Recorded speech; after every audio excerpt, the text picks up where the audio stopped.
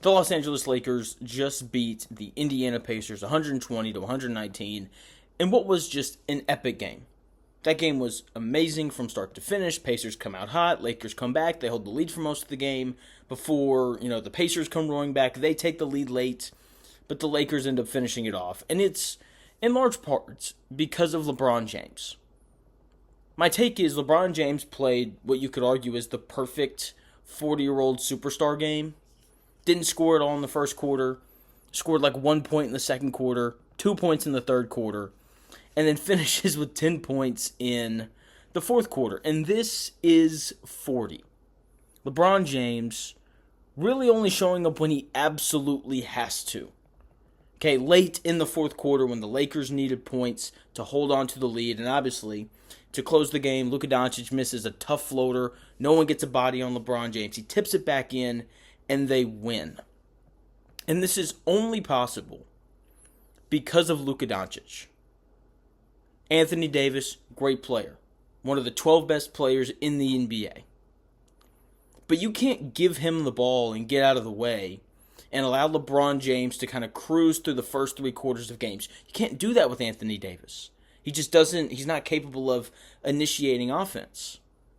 So my take is, Luka Doncic's ability to kind of run point and initiate offense and make things easier on LeBron James is going to allow them to win games like this. Because in the past, I don't think that LeBron James has the energy necessary to close that game out.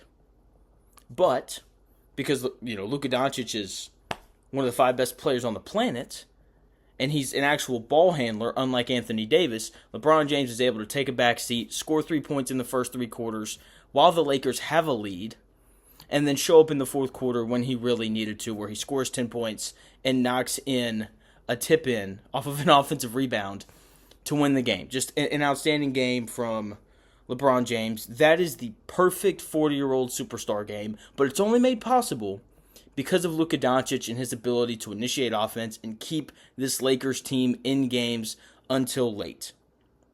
On the other side of things, the Pacers was really impressed with Miles Turner. He had a couple big shots. It only took him getting dunked on by Jackson Hayes to really get him going. I thought defensively he was really good. Look, the dude's been in the league for a decade, and Miles Turner has been one of the better, maybe not best, but one of the better defensive big men in the NBA. He moves his feet well, forced a big-time shot clock violation on Luka Doncic when he got switched late in that game, which gave the Pacers a chance down the stretch. Okay, and of course, as I said, he had a couple big threes. I thought Tyrese Halliburton was awesome in this game. My take is he's just on this insane run right now. 16 points, 18 assists. I mean, his ability to find his teammates is incredible. And I say this about NFL quarterbacks a lot. I want for my quarterbacks in the NFL to throw 8 interceptions a year. Because there are guys who only throw 3 interceptions, but they never make tough throws. Like, they hit a lot of check downs, it's a lot of slant routes. But the best quarterbacks in the NFL can fire that ball 15 yards over the middle of the field and pick up 20 yards when their team really needs it. But sometimes they make that pass, and it's half a second late, and it ends up being an interception. Okay, but the better quarterbacks in the NFL, they're only going to throw an interception on that pass, 7 or 8 times, whereas the worst ones in the NFL would throw an interception on that pass like 15 times. When I watched Tyrese Halliburton, one of the biggest storylines, I think, post-All-Star break is the fact that his assist-to-turnover ratio before tonight was 11-1, which is insane. But he's not doing it on these check down passes that we see NFL quarterbacks throw. It's not all drive and kick. He throws some high difficulty passes. And he is so accurate that he's able to pick up these assists even off of tough passes. Jokic turns the ball over, I believe, 4 times per game. I believe that's his average on the season.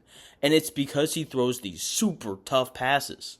Tyrese Halliburton is throwing the exact same tough passes, but they're all getting through, and they're all ending up in assists. It's really incredible what we've seen him do post-All-Star break, and it's why, he has a case to be All-NBA. My take is he should be third-team All-NBA this season, but obviously we're going to have to wait and see how that goes. My final take from this game is I don't critique coaches very often, but I do think that Rick Carlisle, one of the better coaches in the NBA, made a pretty grave mistake at the end of that game. So Tyrese Halliburton hits a tough floater, gets fouled, and one, hits the free throw. Pacers go up by one. He subs Tyrese Halliburton out because Tyrese Halliburton is not a good defender. Okay, if you're going all defense like the Pacers wanted to do in that spot, you don't leave Tyrese Halliburton on the floor. Lakers come down. They get him. The Pacers get a stop. Okay, they go up. They grab the rebound. They bring it back down the floor. And that possession was going to go horribly from the moment they crossed half court. You could just see it. No one seemed to be where they were supposed to be. They end up with Benedict Mathurin taking a tough double pump three because the shot clock was about to wind down. When there was like 15 seconds left on that shot clock, a timeout should have been called to get the offensive unit in the game. Because if you score there, the Lakers are probably going to call timeout. And you're going to have an opportunity to put your better defensive unit back in again. If you don't score there, then you get what you got anyway. Just this crazy possession where the Lakers are pushing the ball and no one's where they're supposed to be. And you end up not getting a stop because you don't get a body on LeBron James to grab an offensive rebound. So that's my one critique for Rick Carlisle. I don't have many. Once again, I think he's one of the best coaches in the NBA and has been for quite some time. But Tyrese Halliburton continues to be an amazing playmaking point guard, and LeBron James continues to just put together these incredible games as a superstar at the age of 40. It's incredible. Thanks for taking the time out of your day to check out my video. I greatly appreciate it. Please like, subscribe, do all those things, and I'll talk to you again soon.